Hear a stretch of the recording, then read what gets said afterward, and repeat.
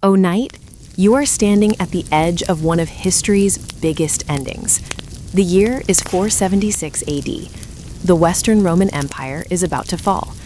Now, if Hollywood were telling this story, there would probably be giant battles, dramatic speeches, and at least one hero staring into the distance while epic music plays. But history is usually much quieter. The fall of Rome did not happen in a single moment. It was not like a building suddenly collapsing.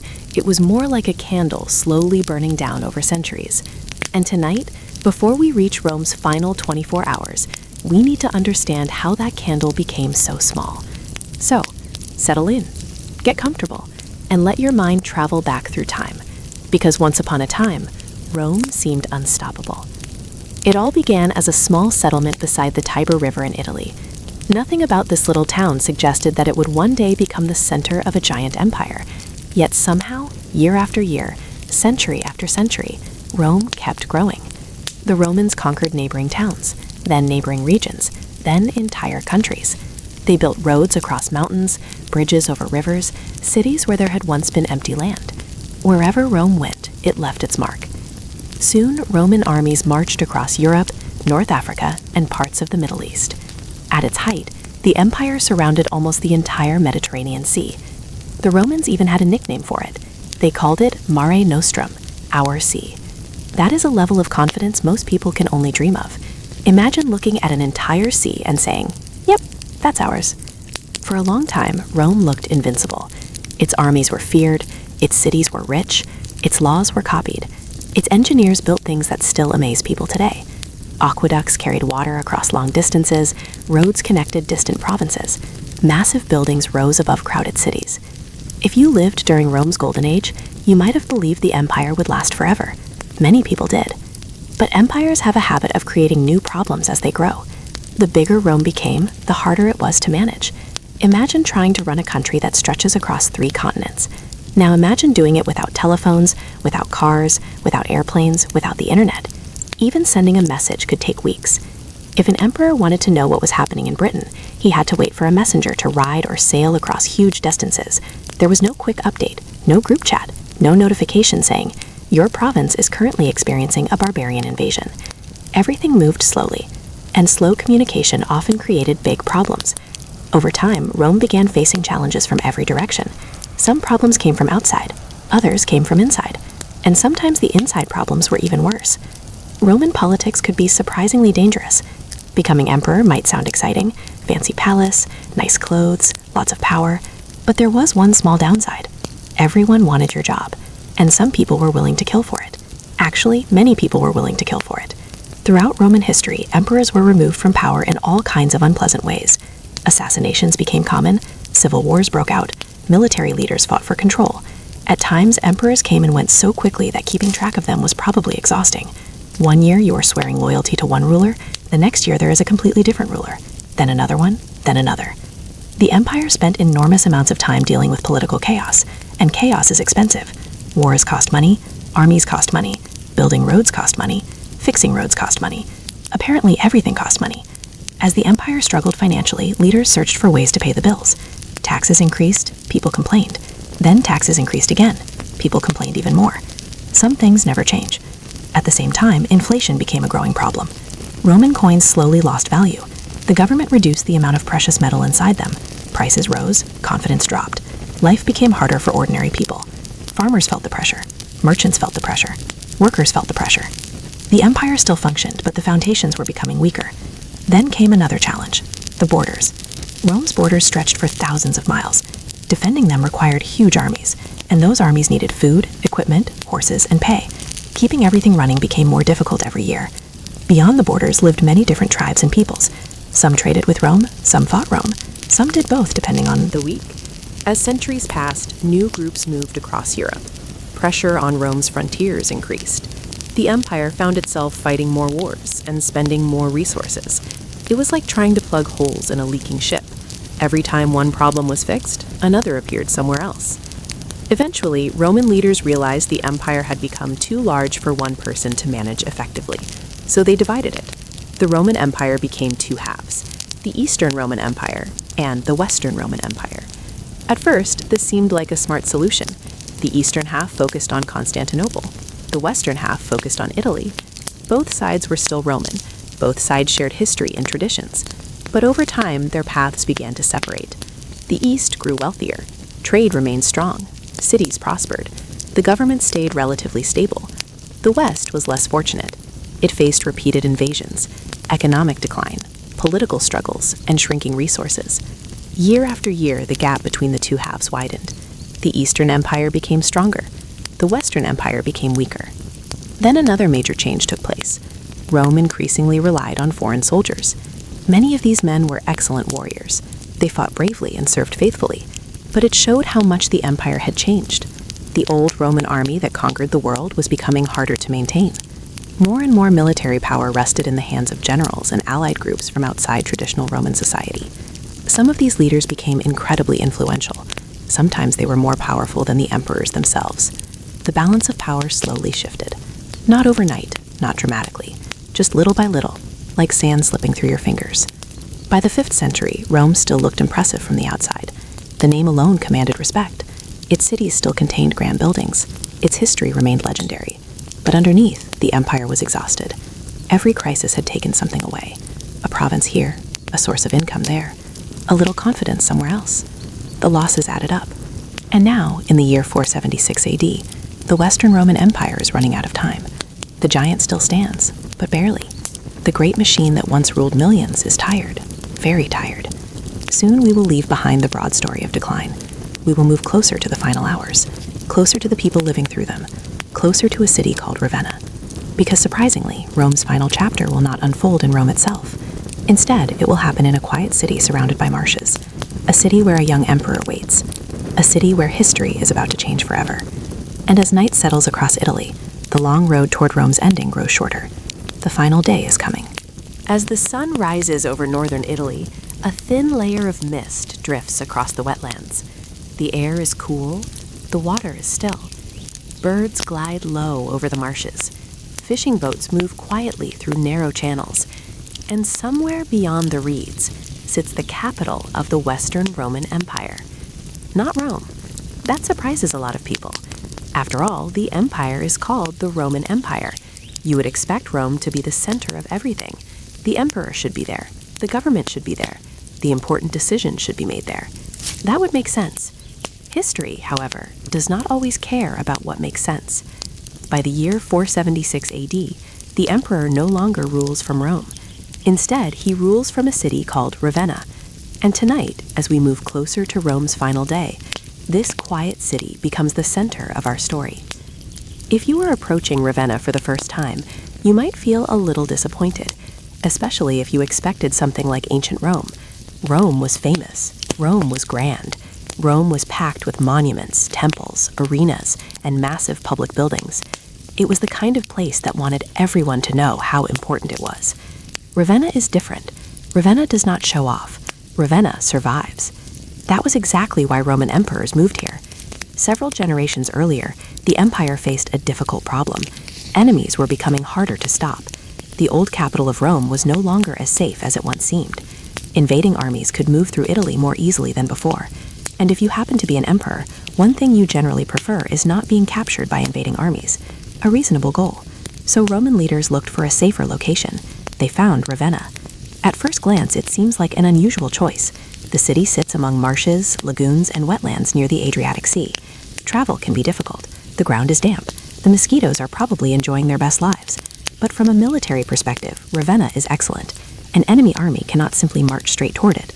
The surrounding marshland creates natural defenses. Attackers struggle to navigate the terrain. Defenders gain precious time. For an empire under pressure, that security matters more than beauty. And so Ravenna became the imperial capital. The emperor moved here.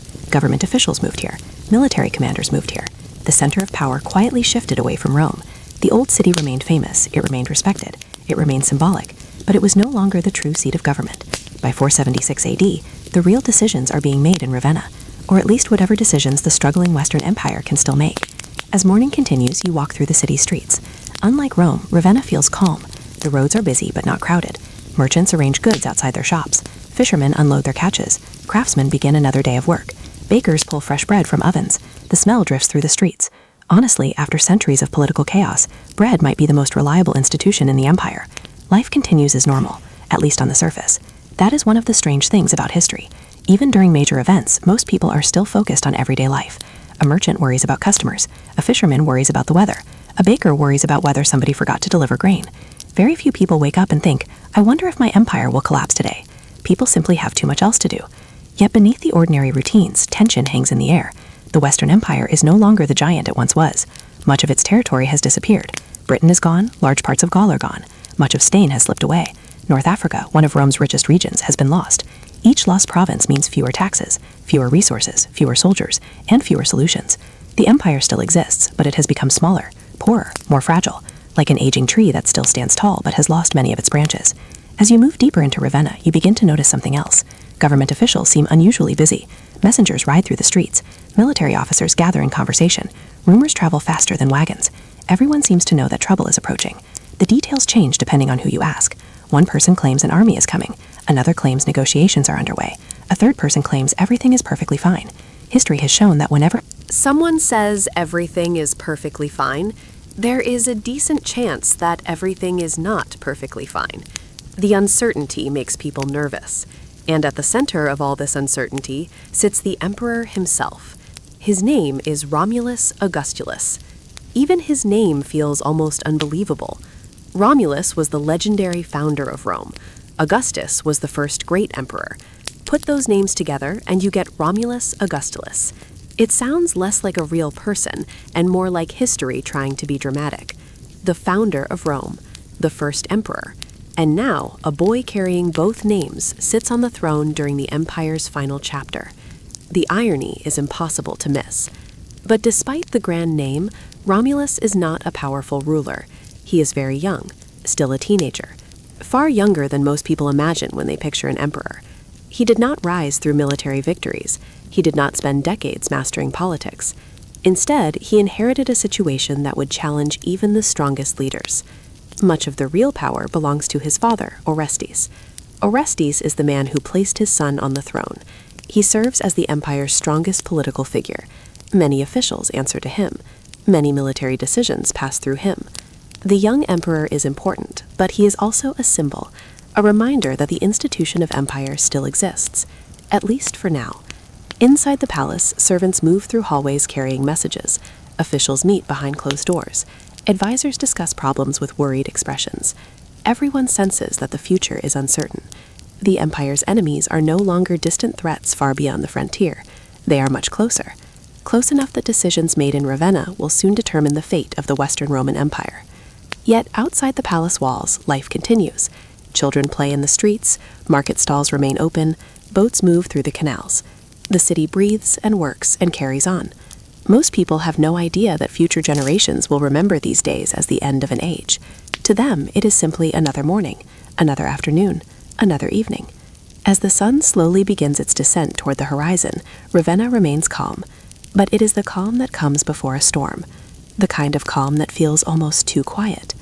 And somewhere beyond the city, a man named Odoacer is preparing to change history. The final day is getting closer. The marshes remain still. The water reflects the fading sunlight, and the Western Roman Empire drifts quietly toward its last chapter. As evening settles over Ravenna, the lights inside the imperial palace begin to glow. Servants carry oil lamps through long corridors. Guards stand watch at heavy wooden doors. Messengers hurry between rooms. Somewhere outside, merchants are closing their shops for the night. The city is winding down. But inside the palace, sleep does not come easily. Not when an empire is falling apart. And certainly not when you happen to be its emperor. Tonight, our attention turns to a young boy named Romulus Augustulus, the last emperor of the Western Roman Empire. Or at least, the last one history would remember. Now, when most people hear the word emperor, they imagine someone powerful, someone older, someone with a magnificent beard. History seems to love magnificent beards. The bigger the beard, the more important the ruler appears. Romulus, however, is not that kind of emperor. He is young, very young. Most historians believe he was probably around 14 or 15 years old, a teenager, the ruler of an empire that had once controlled millions of people. No pressure there. Imagine being worried about school exams. Now imagine being worried about the survival of Western civilization. One problem is definitely larger than the other. Romulus walks through the palace halls, surrounded by advisors, servants, and guards. People bow as he passes. They address him with respect. They call him emperor. Yet beneath the ceremony lies an uncomfortable truth. Romulus does not truly control events. In many ways, he never has. To understand why, we need to talk about his father, a man named Orestes.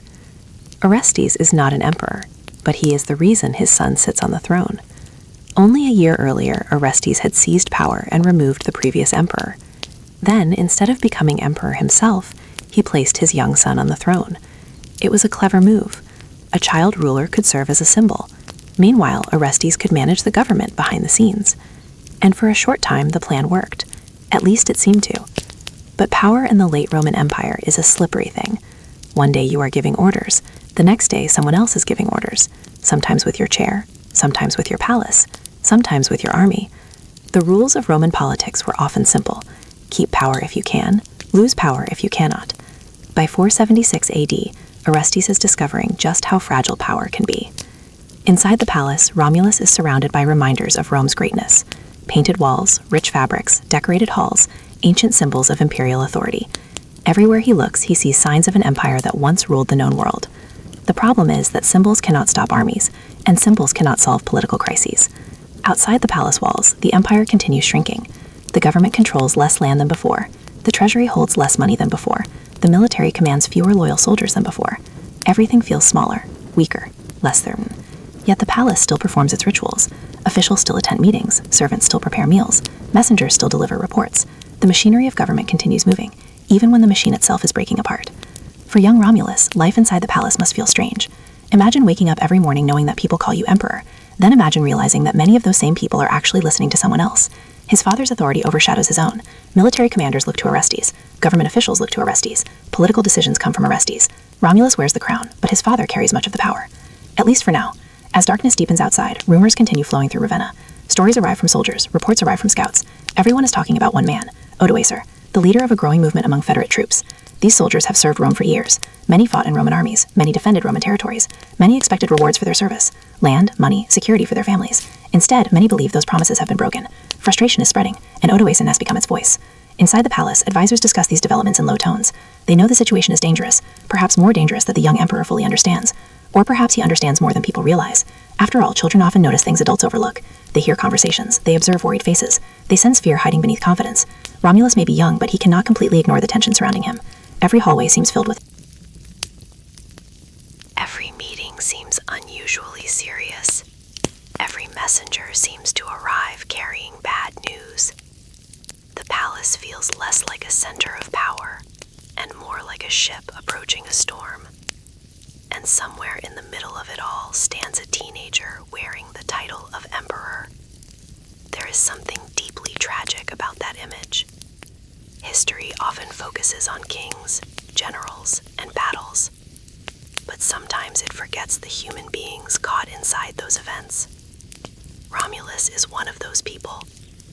Future generations will remember him as the last emperor of the West, a historical figure, a symbol, a footnote marking the end of an era. But tonight, he is simply a boy living in uncertain times, a boy carrying responsibilities he never asked for, a boy watching adults around him struggle to hold together something that has been falling apart for generations.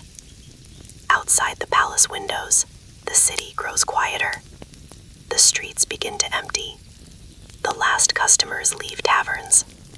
Fishermen secure their boats. Families gather around evening meals.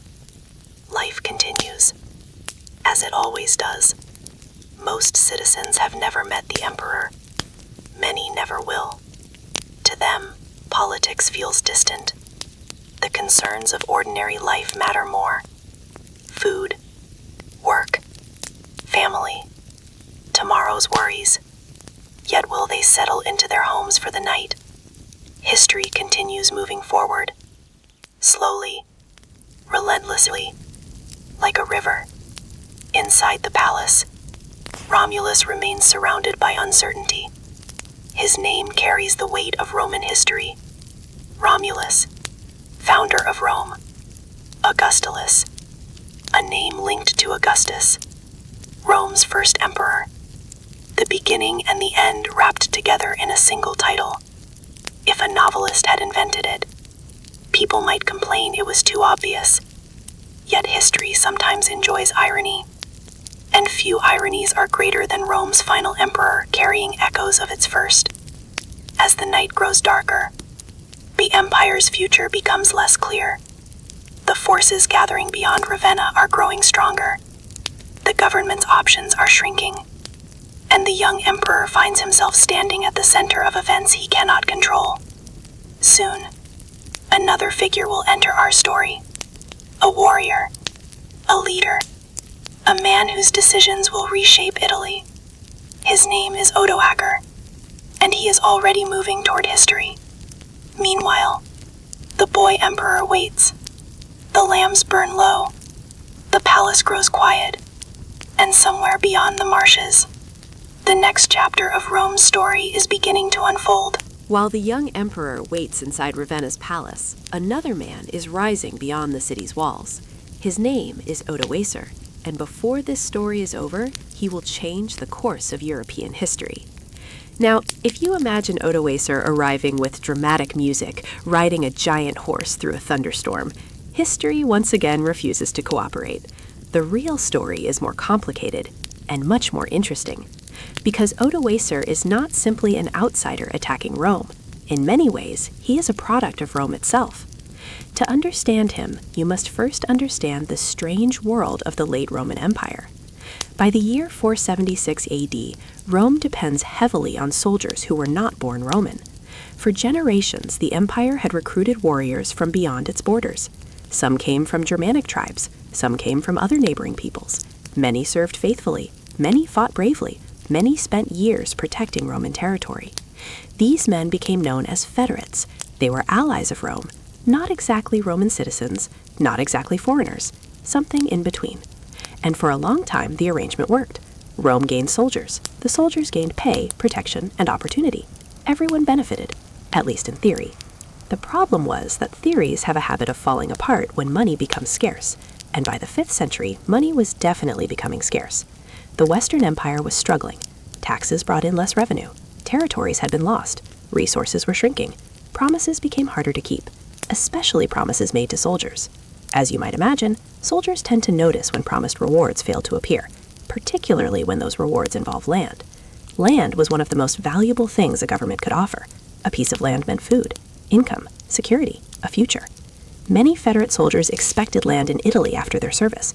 Instead, they received delays, excuses, more delays, and then some additional delays just to make things extra frustrating. The government kept putting off decisions. The soldiers kept growing angrier. It was not a great combination. And standing among these unhappy warriors was Odoacer. Nobody knows every detail about his early life. History can be frustrating that way.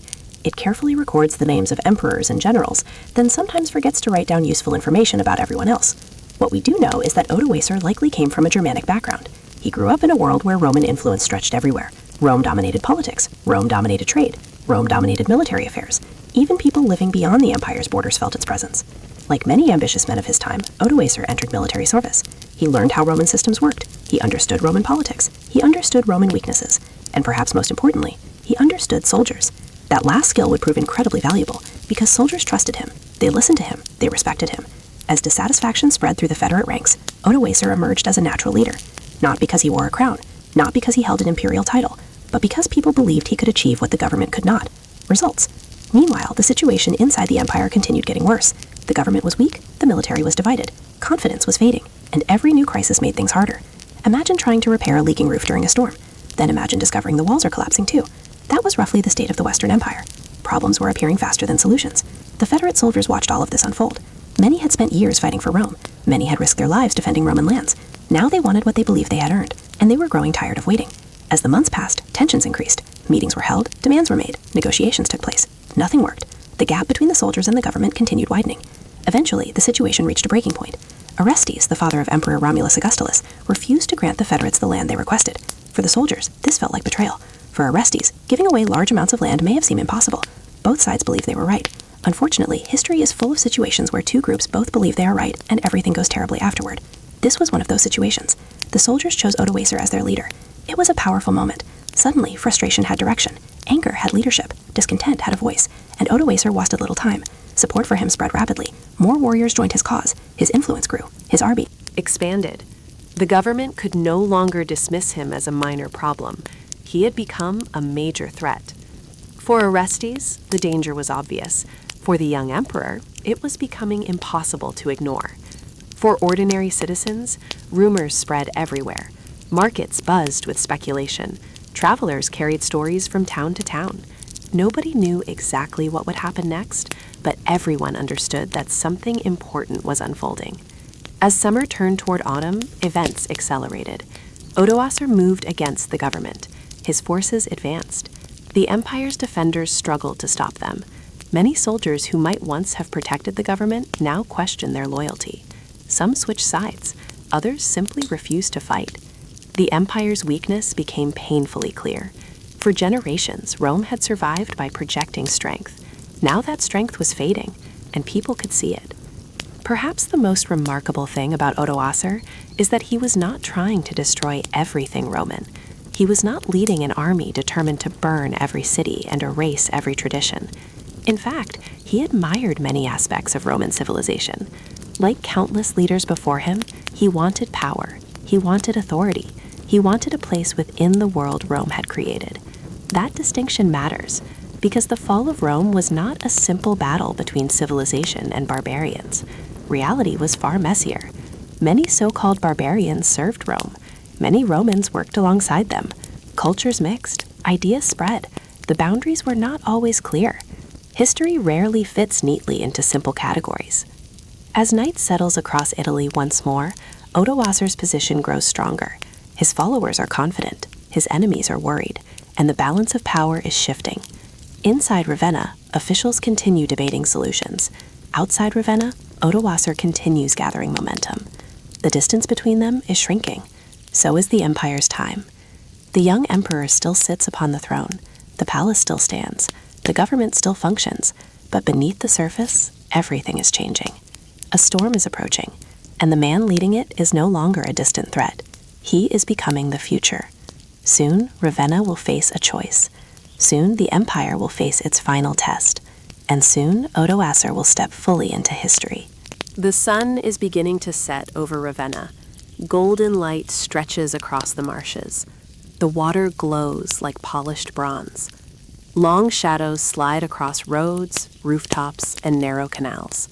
For a moment, everything feels peaceful, beautiful even.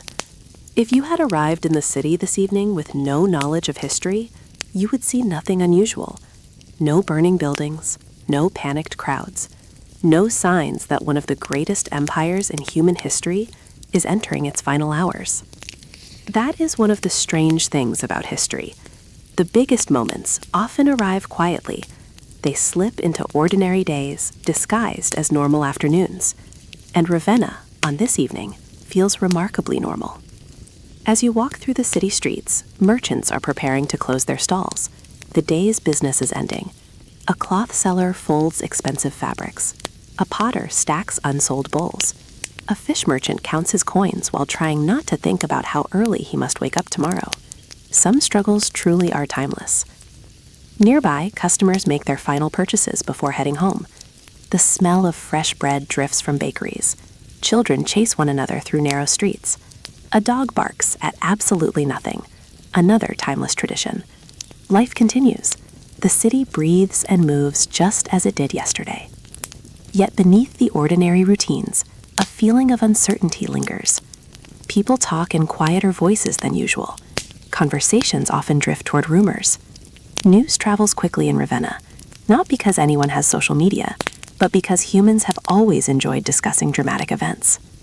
A rumor can travel through a city surprisingly fast when enough people find it interesting.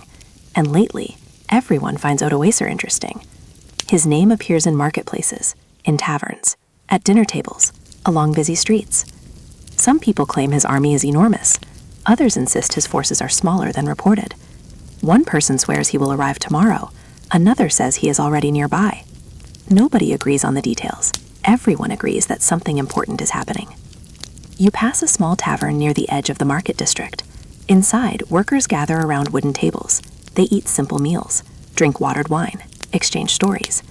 The mood is not cheerful exactly, but it is not fearful either. It is cautious. People are trying to understand a future that suddenly feels uncertain. A merchant worries about trade routes. A farmer worries about taxes. A veteran worries about politics. Everyone worries about something. Meanwhile, the sun continues sinking lower. Across the city, church bells begin ringing. Their sound carries over rooftops and waterways. The bells mark the passing of another day. For many citizens, the familiar sound brings comfort. The Roman world has changed enormously over the centuries. Old beliefs have faded. New traditions have emerged. Christian churches now stand where ancient temples once dominated the skyline. The empire itself has transformed. Yet the bells continue ringing, steady, predictable, reliable, things that people often appreciate during uncertain times. Near the harbor, ships rock gently against wooden docks. Sailors secure ropes. Workers unload the last cargo of the day. Barrels of goods are carried into warehouses. Business continues despite the rumors, because business always continues. People still need food, still need clothing, still need supplies, even when empires are falling apart, especially when empires are falling apart. As evening deepens, lamps begin appearing throughout the city. One by one, windows glow with warm light. Families gather for supper. Parents call children indoors. Doors close against the cooling air. From the outside, Ravenna appears calm, almost peaceful, but appearances can be deceiving. Inside government buildings, the atmosphere feels very different. Officials move quickly through corridors. Messengers arrive carrying reports. Military officers hold urgent discussions. Maps are spread across tables. Questions fill every conversation. How strong is Odoacer? How many soldiers support him? Can the government still stop him? The answers are becoming increasingly uncomfortable, because with each new report, the situation appears more serious. The empire's leaders know something many ordinary citizens do not. Time is running out. Inside the imperial palace, servants move quietly through grand halls. Oil lamps flicker against painted walls. Guards stand at attention. Advisors come and go. The building remains impressive, yet even here, tension is impossible to ignore. Every conversation seems slightly hurried. Every expression seems slightly worried. The palace feels like a place waiting for news, and not good news. Somewhere within those walls sits Emperor Romulus Augustulus, the teenage ruler of a shrinking empire. His title remains grand. His authority grows smaller. Outside, darkness slowly spreads across Ravenna. Last traces of sunlight fade from the horizon. The marshes surrounding the city become shadowy and still. A cool breeze moves across the water. Birdsong fades. Night takes control. For many citizens, this evening feels no different from countless others. They eat dinner, talk with family, prepare for sleep. Tomorrow will arrive soon enough. Yet history knows something they do not. This ordinary evening stands at the edge of something extraordinary. The Western Roman Empire is nearing its final chapter. The signs are everywhere. The weakened government, the growing unrest, the rising influence of Odoacer, the nervous whispers moving through the city. All of it points toward the same destination: change. Big change. The kind of change that future generations will write books about. But for the people living through it, the future remains hidden. No one can see tomorrow clearly. No one knows exactly how events will unfold. And so life continues. The baker prepares dough for morning. The fisherman repairs his nets. The merchant counts his earnings. The soldier sharpens his sword. Each person focused on the small tasks of daily life, while history quietly approaches. By now, darkness fully covers Ravenna. The city grows quieter. Windows close. Streets empty. The sounds of evening slowly disappear. Only the occasional footstep or distant voice breaks the silence. Above, stars emerge one by one. Below, the capital of the Western Roman Empire settles into uneasy sleep. But not everyone sleeps. Some remain awake, watching, planning, waiting. And somewhere beyond the city, Odoacer and his followers continue moving toward their destiny. The night is still young. The empire still stands. Yet both facts are becoming temporary. Soon, midnight will arrive. Soon the city will sleep beneath the stars. And soon the dying empire will drift into one of the most important nights in history. Midnight arrives quietly over Ravenna. No trumpet sound, no great alarm echoes through the streets. No messenger races through the city shouting that history is about to change. Instead, the night settles gently over the capital of the Western Roman Empire. The stars shine above the marshes. Moonlight reflects across still water. A cool breeze moves through the reeds surrounding the city. Everything seems calm, almost too calm. If you stand atop Ravenna's walls and look outward, the world appears peaceful. The wetlands stretch into darkness. The roads disappear into the night. The distant horizon is little more than a shadow. It is difficult to imagine armies, politics, and power struggles in a landscape this quiet. Yet they are all there, waiting, moving, drawing closer. For now, however, the city sleeps. Most homes are dark. Families rest beneath wool blankets. Children dream without worrying about emperors or generals. Workers recover from another long day. Tomorrow's concerns can wait until sunrise. That is usually how people survive difficult times, one ordinary day at a time. But not everyone in Ravenna is asleep. The city guards remain awake. Along the walls, soldiers patrol slowly beneath the moonlight. Their footsteps echo softly against stone. They watch the roads, watch the waterways, watch the darkness beyond the city. Most nights, guard duty is boring. Hours of standing, hours of walking, hours of staring into darkness and wondering why every shadow suddenly looks suspicious. Tonight feels different. Rumors have a way of making even ordinary sounds seem important. A distant movement, a strange noise, a flicker of light. Everything attracts attention because everyone knows trouble is near. Inside the city, lamps still burn in a few government buildings. Officials remain at work long after most citizens have gone to sleep. Documents cover wooden tables. Messengers arrive carrying reports. Military officers speak in low voices. The atmosphere feels heavy, like a storm cloud hanging over every conversation. The empire's leaders are running out of good options, and they know it. Every report seems to bring more bad news, more uncertainty, more evidence that Odoacer's affluence continues growing. The government still exists. The palace still stands. The emperor still wears the crown. Yet confidence is fading, and confidence is often one of the first things to disappear when power begins slipping away. Not far away, inside the imperial palace, servants move quietly through dark corridors. Oil lamps cast soft golden light across decorated walls. Most rooms are silent. Most doors remain closed. The palace itself seems to be sleeping, but beneath that silence lies anxiety, the kind of anxiety that keeps people awake even when they desperately need rest. Some officials sit alone, staring at maps. Others review reports for the 10th time, as if reading the same bad news repeatedly might somehow improve it. Sadly, history rarely works that way. Meanwhile, somewhere within the palace, Emperor Romulus Augustulus tries to rest. Whether sleep comes easily is another question. Being a teenager is already complicated. Being a teenage younger during the collapse of an empire probably does not help. Outside his chambers, guards remain stationed. Servants wait nearby. The routines of imperial life continue. Yet everyone senses that those routines may not continue much longer. The strange thing about endings is that they often look exactly like ordinary days until they suddenly do not. Tonight is one of those nights. Elsewhere in Ravenna, members of the old Roman aristocracy lie awake in their homes. Many senators and wealthy landowners have spent years adapting to crisis after crisis. Political upheaval has become almost routine. New rulers arrive, old rulers disappear. Governments change, life goes on. At least that is what they hope. Many are already thinking ahead. If Odoacer gains power, what happens next? Will their lands remain safe? Will their wealth survive? Will their influence continue? Practical questions tend to matter more than grand historical ones. Very few people are lying awake wondering how future textbooks will describe them. They are wondering whether their farms will produce enough grain next year. Human nature remains wonderfully consistent. As midnight deepens, churches across the city stand quiet beneath the stars. Priests and monks sleep within stone walls. Some may still be awake, praying in the darkness, seeking comfort, seeking guidance, seeking answers. Europe of the 5th century is the very religious world. Many people interpret uncertainty through faith. When politics becomes confusing, prayer offers stability. When the future becomes frightening, belief offers hope. And tonight there is no shortage of uncertainty. Beyond Ravenna's walls, the situation continues evolving. Odoacer supporters are not sleeping peacefully. Plans are being made. Decisions are being finalized. Momentum continues building. For years, frustration among Federate soldiers has been growing. Now that frustration is turning into action. The movement surrounding Odoacer feels unstoppable. Not because his army is necessarily the largest, not because he possesses magical powers. History disappointingly lacks magical powers most of the time. No, his strength comes from something much more important: belief.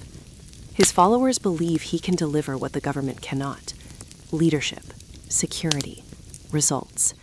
That belief gives him power, and every day, more people seem willing to follow him. Back inside Ravenna, the city remains quiet. A dog barks somewhere in the distance. A window closes. A lone traveler hurries home through empty streets. The sounds are small, ordinary, almost comforting. Yet above it all hangs the weight of history. The Roman Empire has existed for centuries. Generations have lived and died beneath its rule. Roads have been built. Wars have been fought.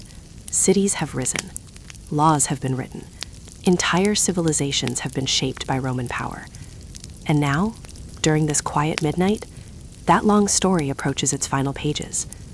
Not because Rome suddenly became weak, not because of one battle, not because of one leader, but because centuries of problems have finally caught up with it. The empire has been slowly bleeding strength for generations.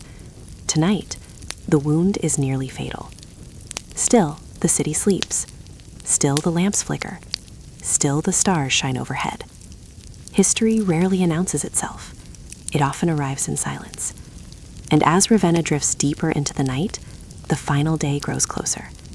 Soon the sun will rise. Soon messengers will arrive. Soon decisions will be made. For now, however, midnight holds the city in its quiet embrace. The empire survives for a few hours more. The crown remains upon the emperor's head. The government remains intact. The old world still exists. But dawn is coming. And dawn will bring change. The final day begins with a sunrise. Not a dramatic sunrise, not one of those movie sunrises where golden light bursts through the clouds while an orchestra suddenly appears from nowhere. Just an ordinary sunrise, the kind that has greeted Ravenna thousands of times before. Slowly, darkness retreats across the marshes. The stars fade. A pale glow appears in the eastern sky. The wetlands surrounding the city begin to emerge from the shadows. Water reflects the first hints of morning light. Birds stir among the reeds. A new day has arrived, and neither the city nor its people fully understand how important this day will become. As dawn spreads across Ravenna, signs of life begin appearing everywhere. Smoke rises from chimneys. Bakers wake long before most citizens, their ovens already glow with heat. Fresh bread begins its daily journey toward hungry customers. Its smell drifts through quiet streets. It is a comforting smell, the sort of smell that makes the world feel stable. Unfortunately for the Western Roman Empire, bread is one of the few stable things left. Fishermen head toward the waterways, workers prepare tools, shopkeepers unlock doors. Animals begin their own noisy contributions to the morning. Roosters announce the sunrise with complete confidence. Dogs patrol neighborhoods as if personally responsible for city security. Life resumes, as it always does. For most citizens, this morning feels completely ordinary. People focus on familiar concerns: work, food, family, the daily challenges of survival. History may be approaching a major turning point, but ordinary people still need breakfast. That remains true in every century. Yet beneath the surface, something feels different. A tension lingers in the air. The city seems unusually alert, as if everyone senses that important news is coming. Inside Ravenna's government buildings, activity begins early, very early. Many officials never truly slept. Some spent much of the night reviewing reports. Others spent hours discussing possibilities. None of those discussions produced comforting answers. Now, as dawn brightens the sky, fresh reports begin arriving. Messengers ride into the city. Horses splash through muddy roads. Officials hurry to receive information. The news is troubling. Odoacer's position continues strengthening.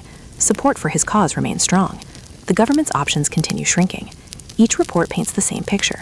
The situation is getting worse, not better. Inside the imperial palace, servants move through hallways preparing for another day. Oil lamps are extinguished as sunlight fills the windows. Guards change shifts. Officials gather for meetings.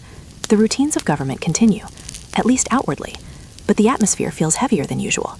People speak more quietly. Faces appear more serious. Every conversation seems to circle back toward the same topic: Odoacer. His name hangs over the palace like a storm cloud. No matter what anyone discusses, the conversation eventually returns to him, because everyone understands one simple fact: the future of the Western Empire now depends on what happens next. Somewhere within the palace, Emperor Romulus Augustulus begins his morning. He is still young, still a teenager, still carrying a title far larger than his actual power. The palace staff treats him with respect. Officials bow. Servants follow protocol. The appearance of authority remains intact. Yet appearances have become increasingly fragile. Behind every ceremony lies uncertainty. Behind every polite greeting lies concern. The emperor may sit upon the throne, but events are moving beyond his control. As the morning progresses, more messengers arrive, more reports, more rumors, more bad news. Government officials gather around maps. military commanders study troop positions. Advisors debate possible responses. The discussions are urgent, but urgency does not automatically create solutions, and solutions are becoming difficult to find. The reality facing the empire is painfully simple. There are not enough loyal forces available. There is not enough money. There is not enough time. For generations, Rome solved problems through strength. If a threat appeared, armies marched. If rebels emerged, soldiers responded. If enemies advanced, Roman power pushed them back. That formula had worked for centuries. Now it is failing. The empire no longer possesses the resources it once enjoyed, and everyone knows it. Outside the palace, the city continues its daily routines. Market stalls fill with customers. Merchants display goods. Children run through narrow streets. Fishermen unload their catches. Life appears normal, remarkably normal. That contrast makes history fascinating. Inside government buildings, people worry about the future of the empire. Outside, a baker worries about selling enough bread. Neither concern is unimportant. They simply exist on different scales. And yet, for the average citizen, Baker's problem feels much more immediate. Many residents hear rumors throughout the morning. Stories spread from street to street. Some claim Odoaker's forces are nearly unstoppable. Others insist the government still has a plan. One person confidently predicts victory, another confidently predicts disaster. As usual, confidence is abundant. Accurate information is somewhat rarer. By midday, anxiety continues growing among the city's leadership. The reports leave little room for optimism. Military realities are becoming impossible to ignore. The empire's leaders have spent years managing crises. This crisis feels different, larger, final. Even those who rarely agree with one another are reaching similar conclusions. The situation is extremely serious, perhaps more serious than anything they have faced before. Inside the palace, preparations begin for an important meeting. The emperor's advisors need to decide what comes next. What options remain? Can resistance continue? Can negotiations succeed? Can the government somehow preserve its authority? The questions are enormous. The answers are uncertain. Yet decisions must be made, because history does not pause while leaders think things over. The clock continues moving, and so does Odoaker. As the sun climbs higher over Ravenna, the final day gathers momentum. The city remains standing. The empire still exists. The crown remains on the empire's head, but the foundations beneath everything are shaking. The quiet hours of dawn have passed. Morning has fully arrived, and with it comes a growing realization. The Western Roman Empire may be running out of chances. Soon, the emperor's advisors will gather. Soon, difficult truths will be spoken aloud. Soon, the government will confront a reality it has tried desperately to avoid. For now, however, Ravenna continues breathing beneath the morning sun. The markets remain busy. The streets remain crowded. The city remains alive. Yet history is moving closer with every passing hour. The final day has begun, and the empire can feel it. As the morning hours slip toward midday, the mood inside Ravenna's imperial palace grows heavier. Outside, life continues. Merchants bargain over prices, fishermen unload fresh catches, children chase each other through narrow streets. The city still feels alive, still feels normal. But inside the palace, normal is becoming harder to find. Today, the empire's most important officials are gathering for what may become its final great council. The kind of meeting that future historians will talk about for centuries. Though if you actually attended it, you might be surprised by how ordinary parts of it seem. There would be no dramatic soundtrack, no narrator whispering that the fate of civilization hangs in the balance. Just tired men entering a room carrying years of worry on their shoulders. One by one, advisors arrive. Military commanders arrive. Government officials arrive. Senior administrators arrive. They gather inside a large chamber where important decisions have been made for years. The room itself is impressive. Tall ceilings, decorated walls, fine furnishings. Symbols of Roman authority everywhere. Eagles, imperial banners, official seals, all reminders of an empire that once ruled much of the known world. Yet today, those symbols feel strangely fragile, like old armor covering a wound that has become impossible to hide. At the head of everything sits the young emperor, Romulus Augustulus, still a teenager, still carrying a title larger than the power behind it. He watches as experienced men take their places. Some look exhausted, others look nervous. A few look resigned. None look particularly optimistic. That is rarely a good sign at a government meeting. The council begins. Reports are presented. Messengers relay new information. Military officers describe the situation beyond Ravenna. Unfortunately, the news is not improving. In fact, it may be getting worse. Odoacer's influence continues expanding. More soldiers appear willing to support him. More local leaders seem prepared to accept his authority. The government's position grows weaker by the day. Every report points in the same direction. The empire is losing control. One commander discusses available troops. The numbers are disappointing. Another official reviews finances. Those numbers are somehow even more disappointing. The Western Empire has spent decades losing territory, resources, and wealth. Now those losses are becoming impossible to ignore. An empire can survive many problems, but eventually even great powers run out of reserves. Rome is reaching that point. Around the room, voices rise and fall. Some officials argue that resistance remains possible. Perhaps loyal forces can still be gathered. Perhaps reinforcements can be found. Perhaps fortune will somehow change. Hope is a powerful thing, especially when alternatives are unpleasant. Other advisors disagree. They point toward the military realities, the shortages, the political divisions, the growing support for Odoacer. To them, continuing the fight seems unrealistic. The debate grows intense. Not angry, not chaotic, just deeply serious. Everyone understands what is at stake, and everyone understands how few good options remain. At some point, another uncomfortable truth enters the discussion. Orestes, the emperor's father, the man who placed Romulus on the throne, the man who has effectively controlled the government. Only weeks earlier, Orestes stood at the center of power. Now his position has collapsed. His forces have been defeated, his authority has crumbled, his plans have failed. The empire is confronting the consequences. His absence hangs over the meeting like a ghost. No one needs to mention it. Everyone feels it. The man who once seemed capable of steering events is gone from the board, and now the remaining leaders must decide what comes next. Outside the council chamber, palace servants move quietly through corridors. They carry messages, deliver food, exchange worried glances. Even those far from the decision-making process sense that something important is happening. The atmosphere throughout the palace feels tense, like a ship sailing into rough water. Back inside the meeting, officials continue searching for solutions, yet every path seems blocked. Fight? The military situation looks bleak. Negotiate? Perhaps. But negotiations require leverage, and the government possesses very little leverage. Wait? That may be the worst option of all, because time increasingly favors Odoacer. The discussion continues for hours. Voices grow tired, arguments repeat themselves, people search for answers that simply are not there.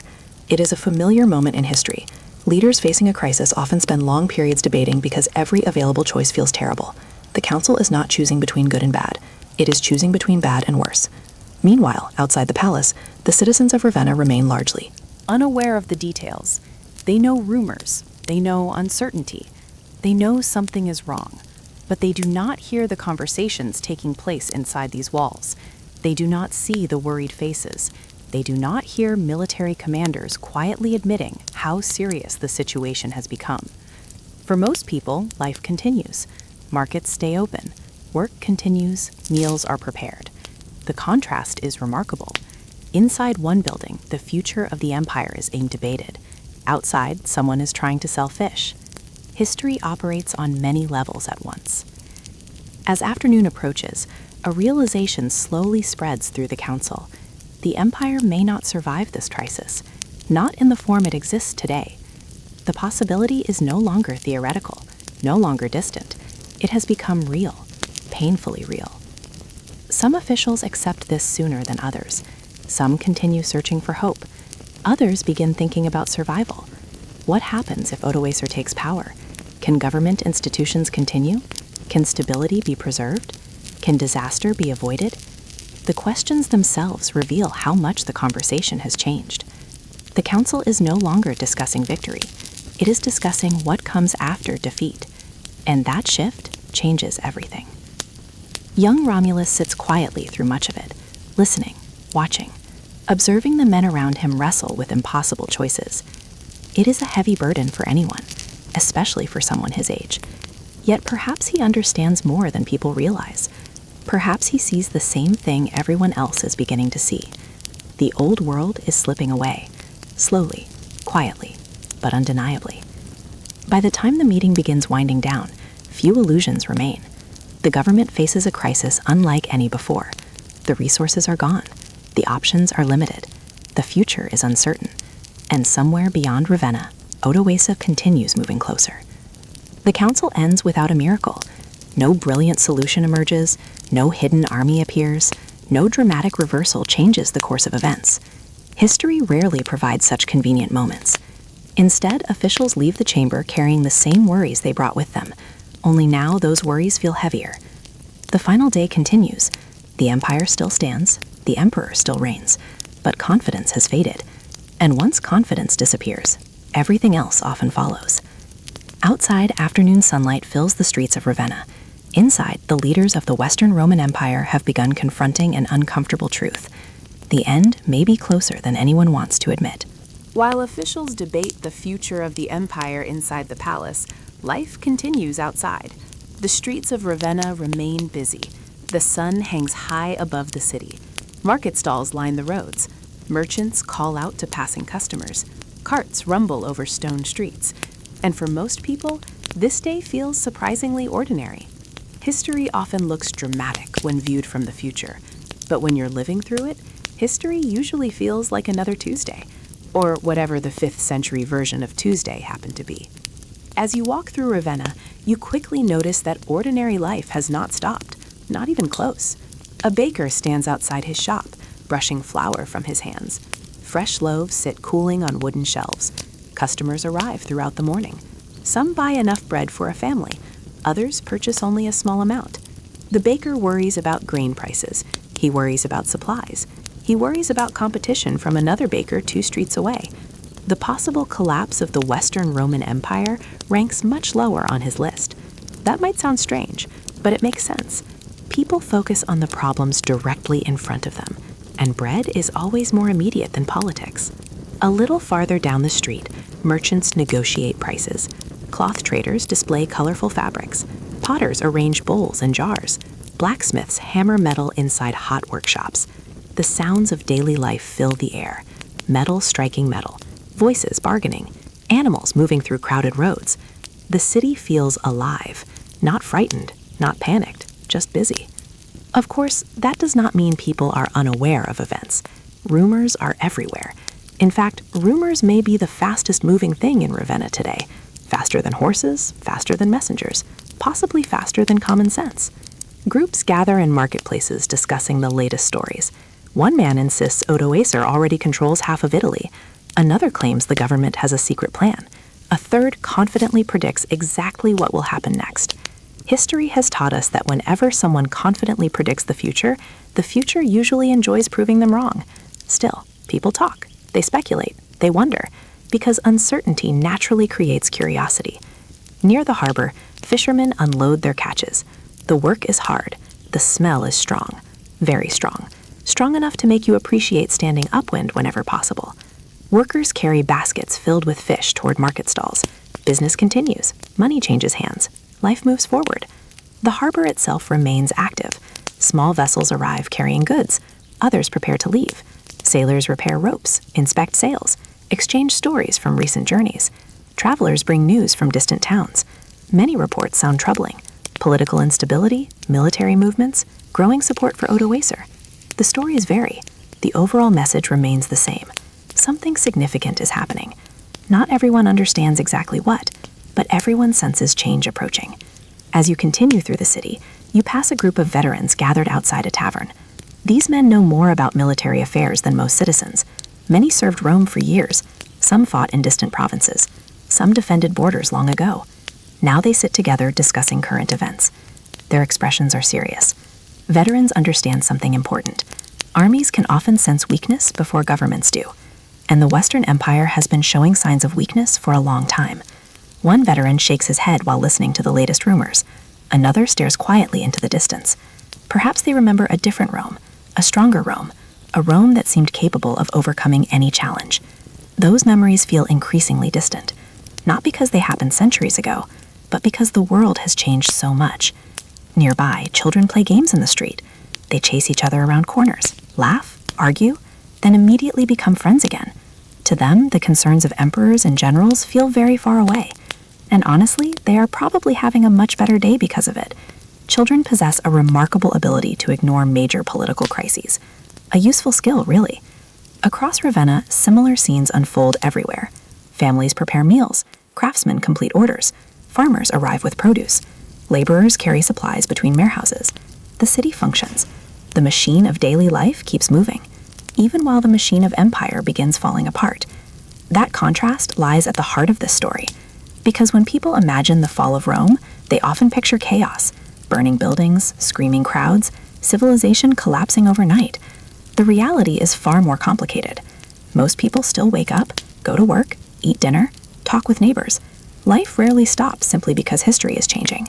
In fact, many citizens may fully realize they are living through a world-changing event until years later. That is how gradual decline often works. One small change follows another, then another, then another, until eventually people look back and realize everything became different. As afternoon sunlight brightens the city, church bells ring once again. Their sound spreads across rooftops. People pause briefly, then continue with their day. Routine remains powerful, especially during uncertain times. Routine creates stability. It creates comfort. It reminds people that not everything has changed. Yet beneath the routines, concern remains. You can hear it in conversations, see it in worried expressions, feel it in the atmosphere. The city is functioning normally, but nobody feels completely relaxed. Too many rumors, too many unanswered questions, too much uncertainty. Somewhere beyond the city, Odoacer continues gaining support. Inside the palace, officials continue searching for solutions. And between those two realities stand the people of Ravenna, ordinary citizens, workers, families, merchants, veterans, children. People simply trying to live their lives while history unfolds around them. As the afternoon slowly progresses, shadows begin stretching across the streets once more. Another evening approaches. The final day continues moving forward. And while most citizens focus on ordinary concerns, events beyond their control are drawing closer. The empire still exists. The city still thrives. Life still feels normal. But beneath the surface, everything is changing. And soon, even the streets of Ravenna will begin to feel the weight of what is coming. As afternoon slowly fades toward evening, the imperial palace grows quieter. Not peaceful, not relaxed, just quieter. The kind of quiet that appears when everyone is waiting for something important, something unavoidable. Outside, Ravenna continues its daily routine. The markets remain open. Boats move through the canals. Citizens go about their lives. But inside the palace, time seems to move differently. Every hour feels longer. Every conversation feels heavier. Every messenger arriving at the gates attracts attention, because nobody knows exactly what news will come next. And sometimes, uncertainty is more exhausting than certainty. At the center of it all sits Emperor Romulus Augustulus, the young ruler of the Western Roman Empire, the boy emperor, the teenager carrying one of the most famous titles in history, and perhaps the loneliest person in Ravenna. Imagine the situation for a moment. You are young, much younger than most of the people around you. You wear imperial robes. People bow when you enter a room. Servants follow your commands. Officials call you emperor. Yet at the same time, events are unfolding far beyond your control. No amount of ceremony can change that. No title can change that. No crown can change that. The palace itself remains impressive. Sunlight filters through tall windows. Colorful mosaics decorate walls and floors. Columns rise toward painted ceilings. The building still projects authority, still projects confidence, still projects the image of a government in command. But images can be misleading, and everyone here knows it. As Romulus moves through the palace, he passes officials engaged in quiet discussions. Some stop speaking when he approaches. Others bow respectfully. A few offer reassuring smiles, the kind adults give when they are trying very hard not to reveal how worried they actually are. History is filled with those smiles. Behind them usually sits a great deal of concern. The emperor's daily routine continues as normal, at least officially. Meals are served, meetings take place, reports are delivered. The machinery of government keeps moving. Yet everything feels slightly different, as if everyone is performing familiar tasks while secretly listening for distant thunder. In many ways, that is exactly what is happening. The storm has not arrived, but nobody doubts it is coming. The strange thing about power is that it often becomes most isolated when it is weakest. The fewer options leaders possess, the smaller their world becomes. For Romulus, that world now consists largely of palace rooms, advisors, and endless uncertainty. Outside the palace walls lies a city. Outside the city lies a country. Outside the country lies a rapidly changing political landscape. Yet he can influence very little of it. The Empire's fate is increasingly being shaped by forces beyond his reach. As afternoon continues, messengers arrive with additional reports. Each one attracts immediate attention. Servants hurry through corridors carrying sealed documents. Officials gather around new information. Military advisors study developments carefully. The mood never improves. No report contains a miracle. No report announces a sudden victory. No report reveals a hidden army marching to save the Empire. History occasionally delivers surprises. Today does not appear to be one of those days. Elsewhere in the palace, members of the court continue debating possibilities. Some still hope negotiations may achieve something. Others believe events have already moved beyond negotiation. The conversations repeat familiar themes. What can be saved? What cannot? How much authority remains? How much has already slipped away? Questions fill every room. Answers remain frustratingly mere. Meanwhile, the young emperor waits. And waiting is difficult. Anyone who has ever anticipated important news understands this feeling. The hours stretch endlessly. Small details become distractions. Every sound seems meaningful. Every delay feels significant. Time itself becomes uncomfortable. For Romulus, the waiting must feel endless. He has inherited an empire already weakened by generations of decline. He did not create the crisis. He did not cause the economic problems. He did not lose the provinces. He did not make the decisions that brought the Western Empire to this point. Yet he now carries the title attached to its final chapter. History can be remarkably unfair that way. As sunlight begins shifting toward evening colors, shadows lengthen across the palace floors. The day is moving forward. The final day. Though few people are openly calling it that. Perhaps because speaking certain truths aloud makes them harder to ignore. Within the palace staff, nervous energy continues spreading. Servants whisper in hallways. Guards exchange rumors during shift changes. Clerks discuss reports they were Meant to discuss. Even the people far removed from decision-making understand that something major is unfolding. The atmosphere is impossible to miss. It hangs over the palace like a heavy blanket. Not panic, not yet. Just anticipation. And concern. A great deal of concern. At times, Romulus may find himself alone with his thoughts. If so, what does he think about? Perhaps he wonders about the future. Perhaps he wonders about his father, Orestes. Perhaps he wonders whether the Empire can survive. Or perhaps he simply wonders when the uncertainty will finally end. The truth is that we do not know. History records titles, dates, political events. It rarely records every private thought. But it is difficult not to imagine the emotional weight of this moment. A teenager surrounded by worried adults. A throne surrounded by uncertainty. A government running out of options. Outside, evening slowly approaches. The golden light of late afternoon spreads across Ravenna. Citizens continue their routines. Children return home. Merchants prepare to close their stalls. Families begin preparing meals. Life moves forward, as it always does. Yet inside the palace, nobody is thinking about dinner. Nobody is thinking about tomorrow's market prices. Everyone is focused on the same thing. What happens next? Because the answer is coming, closer now than ever before. The reports are becoming clearer. The choices are becoming fewer. And Odoacer continues gaining momentum. Somewhere beyond Ravenna, he moves steadily toward power. Meanwhile, inside the palace, the young emperor waits. The corridors grow quieter. The shadows grow longer. The tension grows heavier. The empire still stands. The throne is still occupied. The government still functions. But all three facts feel increasingly temporary. Evening is approaching, and with it comes the next stage of Rome's final day. Soon the waiting will end. Soon events will move faster. Soon history will make its decision. For now, however, the palace remains suspended in uncertainty. A place caught between the old world and the new one waiting just beyond the horizon. As evening settles over northern Italy, the balance of power continues to shift. The sun hangs low in the sky. Long shadows stretch across roads and fields. The marshes surrounding Ravenna glow beneath the fading light. And somewhere beyond the city, Odoacer moves steadily toward his destiny. He is no longer a rumor, no longer a distant problem, no longer a name whispered in marketplaces. He has become the central figure in a struggle that will decide the future of the Western Roman Empire. Inside Ravenna, people are beginning to understand that, even those who still hope for a different outcome. The evidence is becoming impossible to ignore. Throughout the day, reports have continued arriving. Messengers have ridden through the city gates. Military scouts have shared observations. Government officials have compared information, and the picture growing before them is not encouraging. Odoacer's support remains strong. His position remains secure. His momentum continues building. Most importantly, many people who once served the empire now appear willing to accept his leadership. That may be the most dangerous development of all. Because empires rarely fall when they lose enemies. They fall when they lose supporters.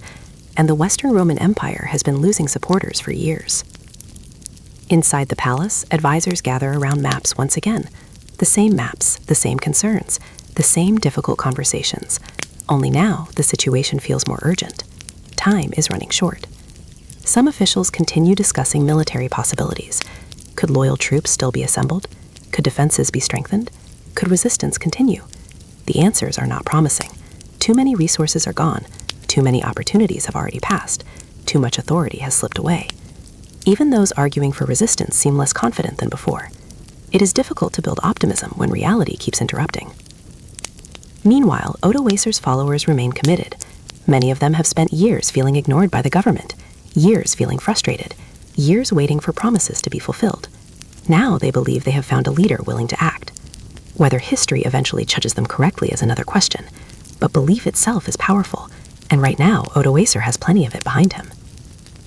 As the afternoon fades toward evening, roads leading toward Ravenna remain busy. Travelers move carefully through the countryside. Some carry news, others carry goods. Many carry rumors. Everywhere people seem to be talking about the same thing. What happens next? The uncertainty spreads far beyond the city itself. Towns throughout Italy are watching events closely. Local leaders are paying attention, landowners are paying attention, military officers are paying attention. Everyone understands that a major turning point is approaching. The only mystery is exactly how it will unfold. Back inside the palace, Emperor Romulus Augustulus remains surrounded by uncertainty. The young ruler has spent the day listening to reports and observing worried advisors. His position grows more fragile with every passing hour, yet the routines of imperial life continue. Servants still attend him, guards still protect him, officials still address him with formal titles. The appearance of authority remains intact, but appearances have become increasingly detached from reality. The empire's authority is shrinking, its resources are shrinking, its influence is shrinking, and everyone knows it. Outside the palace walls, evening life begins unfolding across Ravenna. Merchants close their shops, families prepare meals, the streets slowly become quieter. The city appears calm, almost peaceful. But beneath that calm lies tension.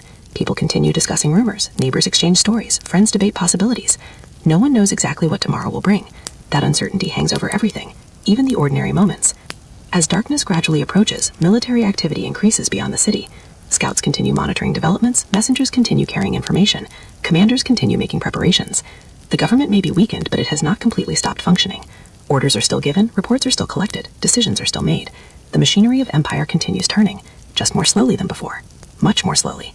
Perhaps the most remarkable aspect of this moment is how little open violence surrounds it. Many people imagine Rome's fall as a scene of destruction, a final battle, a city under siege, chaos everywhere. But history often unfolds differently. The fall of the Western Roman Empire is not a single explosion. It is the final stage of a long process, a process that has taken generations. By the time Odoacer approaches Ravenna, much of the work has already been done. The empire has weakened itself through decades of political instability, economic troubles, military struggles, and lost territory. Odoacer is not Creating the collapse. He is arriving at the end of it, like a traveler reaching a destination after a very long journey. That distinction matters, because understanding Rome's fall means understanding that no single person caused it, no single battle caused it, no single decision caused it. The empire's decline was a story written over centuries. Tonight, however, the final pages are coming into view. As twilight deepens, lamps begin appearing throughout Ravenna once more. Windows glow softly in the gathering darkness. Families sit together for evening meals. Children listen to stories. Workers rest after long days. Ordinary life continues. Yet somewhere beyond the horizon, extraordinary events continue moving forward. Odoacer grows closer, not just physically, politically, historically, inevitably. Every hour strengthens his position. Every hour weakens the empire's. The gap between the two continues widening. Inside the palace, some officials are beginning to think less about preserving power and more about preserving stability. That shift reveals everything.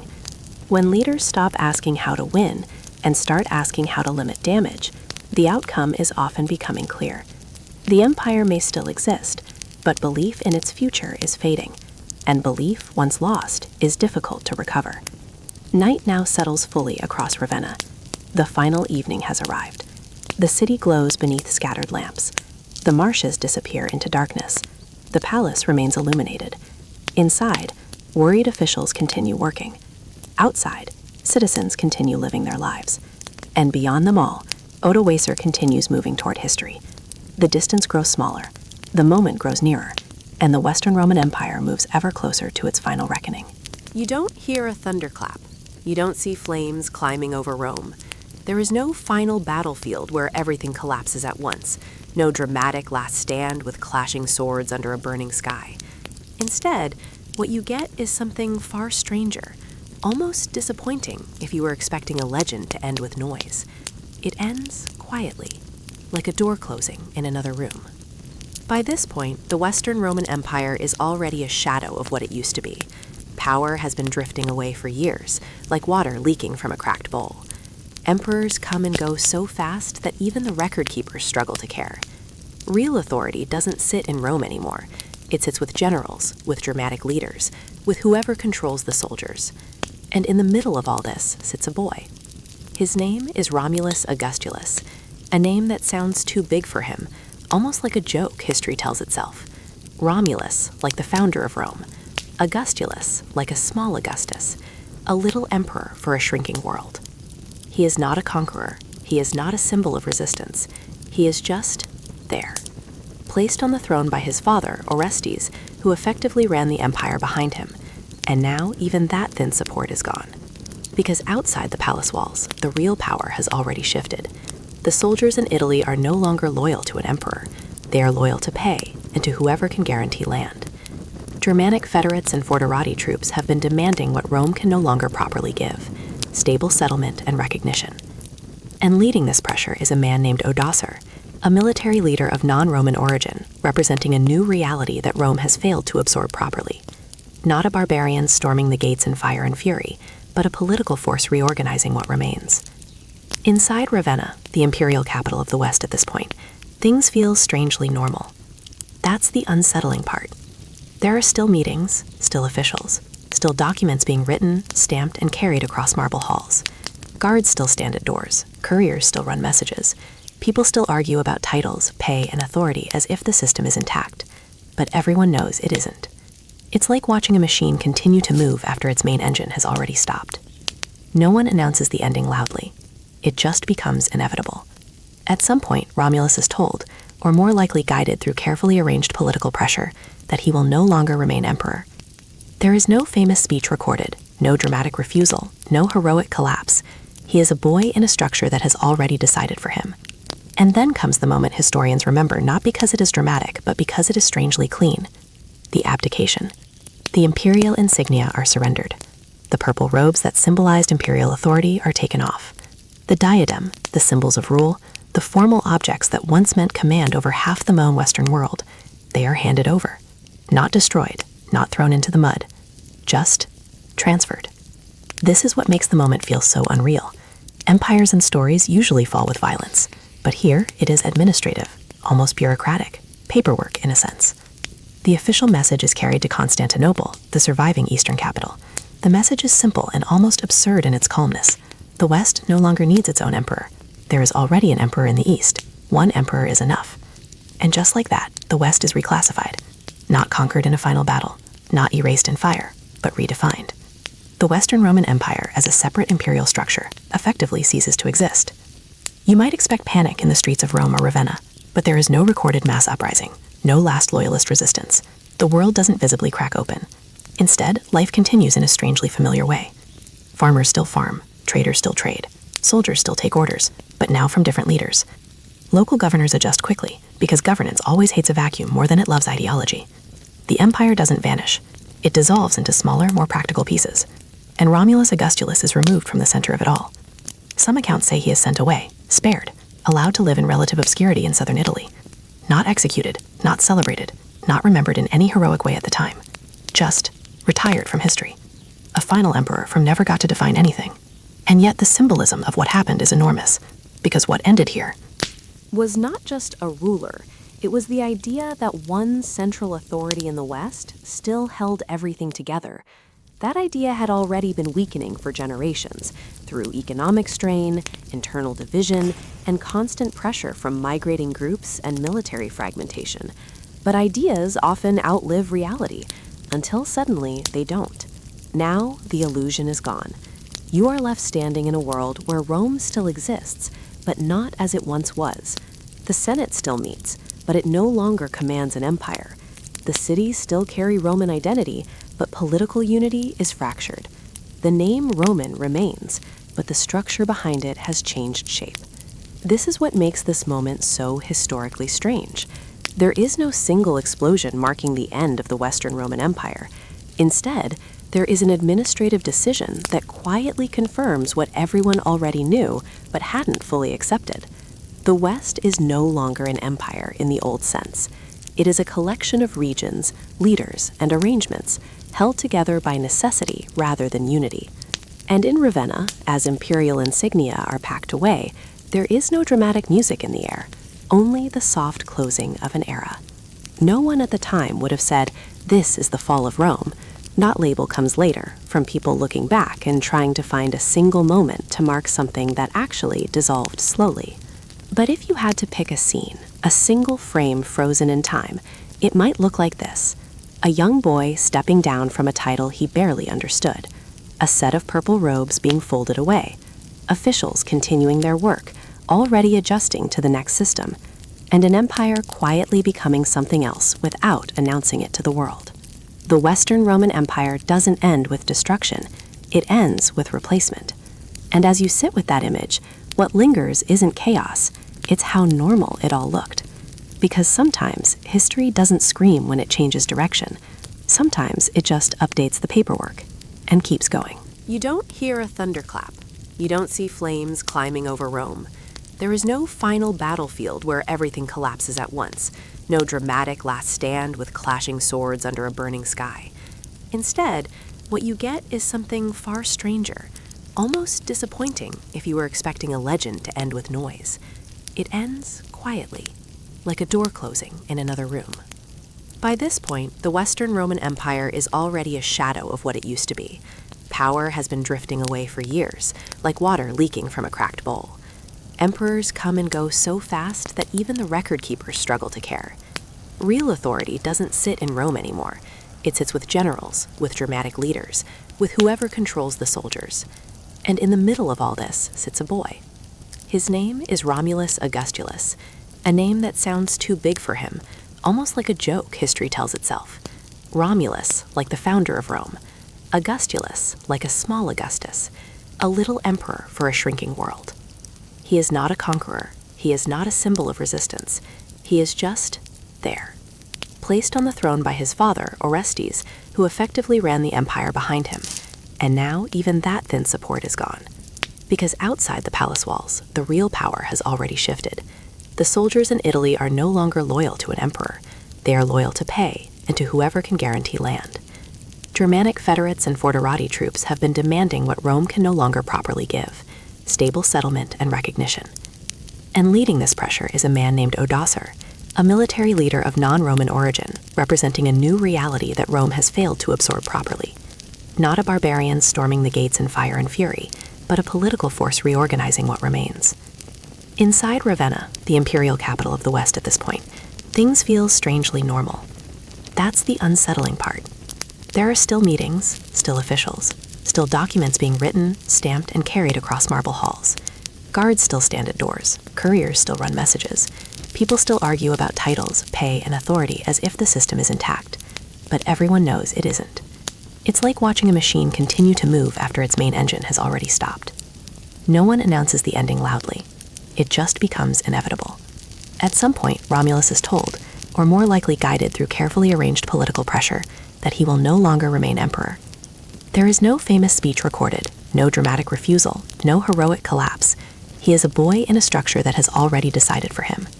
And then comes the moment historians remember, not because it is dramatic, but because it is strangely clean. The abdication. The imperial insignia are surrendered.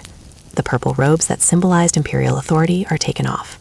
The diadem, the symbols of rule, the formal objects that once meant command over half the known Western world, they are handed over. Not destroyed, not thrown into the mud, just transferred. This is what makes the moment feel so unreal. Empires and stories usually fall with violence, but here it is administrative, almost bureaucratic, paperwork in a sense. The official message is carried to Constantinople, the surviving eastern capital. The message is simple and almost absurd in its calmness. The West no longer needs its own emperor. There is already an emperor in the East. One emperor is enough. And just like that, the West is reclassified. Not conquered in a final battle, not erased in fire, but redefined. The Western Roman Empire, as a separate imperial structure, effectively ceases to exist. You might expect panic in the streets of Rome or Ravenna, but there is no recorded mass uprising, no last loyalist resistance. The world doesn't visibly crack open. Instead, life continues in a strangely familiar way. Farmers still farm, traders still trade, soldiers still take orders, but now from different leaders. Local governors adjust quickly, because governance always hates a vacuum more than it loves ideology. The empire doesn't vanish. It dissolves into smaller, more practical pieces. And Romulus Augustulus is removed from the center of it all. Some accounts say he is sent away, spared, allowed to live in relative obscurity in southern Italy. Not executed, not celebrated, not remembered in any heroic way at the time. Just retired from history. A final emperor from never got to define anything. And yet the symbolism of what happened is enormous, because what ended here was not just a ruler. It was the idea that one central authority in the West still held everything together. That idea had already been weakening for generations through economic strain, internal division, and constant pressure from migrating groups and military fragmentation. But ideas often outlive reality, until suddenly they don't. Now the illusion is gone. You are left standing in a world where Rome still exists, but not as it once was. The Senate still meets, but it no longer commands an empire. The cities still carry Roman identity, but political unity is fractured. The name Roman remains, but the structure behind it has changed shape. This is what makes this moment so historically strange. There is no single explosion marking the end of the Western Roman Empire. Instead, there is an administrative decision that quietly confirms what everyone already knew but hadn't fully accepted. The West is no longer an empire in the old sense. It is a collection of regions, leaders, and arrangements held together by necessity rather than unity. And in Ravenna, as imperial insignia are packed away, there is no dramatic music in the air, only the soft closing of an era. No one at the time would have said, "This is the fall of Rome." That label comes later, from people looking back and trying to find a single moment to mark something that actually dissolved slowly. But if you had to pick a scene, a single frame frozen in time, it might look like this. A young boy stepping down from a title he barely understood. A set of purple robes being folded away. Officials continuing their work, already adjusting to the next system. And an empire quietly becoming something else without announcing it to the world. The Western Roman Empire doesn't end with destruction. It ends with replacement. And as you sit with that image, what lingers isn't chaos, it's how normal it all looked. Because sometimes history doesn't scream when it changes direction. Sometimes it just updates the paperwork and keeps going. The strange thing about the end of an empire is that it doesn't arrive everywhere at once. It happens in Ravenna first, quietly sealed behind palace walls. But outside those walls, the world is still doing what it always does, moving, arguing, surviving, ignoring anything that doesn't immediately affect dinner, wages, or safety. So when the news begins to spread, it doesn't explode. It leaks, slowly, unevenly, like ink soaking into different kinds of cloth, fast in some places, barely visible in others. In the palace circles, the adjustment starts almost immediately. Officials who served the emperor now find themselves doing something very familiar, reorganizing their language before they even fully understand the situation. Titles are softened, forms are revised, letters that once ended with references to imperial authority are quietly rewritten. There is no panic. That would be inefficient. Instead, there is adaptation, because bureaucracy doesn't wait for philosophy. It only asks, who is in charge now, and where do we send the reports? The answer is already forming outside the old imperial structure. Power has effectively shifted to Odoacer, who now functions as the practical authority in Italy. His name begins to circulate in official correspondence, not as a rebel anymore, but as a fact. And facts, once accepted, become paperwork very quickly. In the Senate, the reaction is even more revealing. There is no dramatic outrage, no collective mourning for a fallen golden age. Instead, senators respond the way long-adapted political bodies often do when faced with irreversible change. They adjust their alignment. Some are uneasy, some are quietly relieved. Most are calculating. Because the Senate in this late stage is no longer the Senate of old Republican glory. It is a survival institution. It exists by adapting to whoever holds real power. And now, with imperial authority gone in the West, adaptation is not optional. It is the only way to remain relevant. So speeches are rewritten, alliances are reinterpreted, and within a short time, the idea of serving the emperor begins to blur into serving the current governing structure, not because belief changed overnight, but because incentives did. Outside the political core, in the streets of cities like Rome, Milan, and Ravenna, the reaction is far less structured.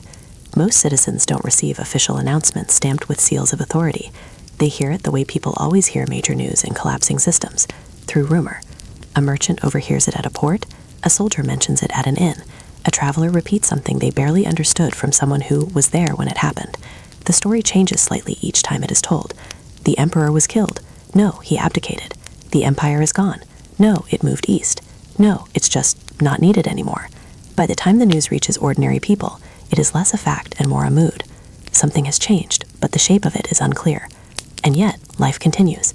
Markets open in the morning. Bread is still sold.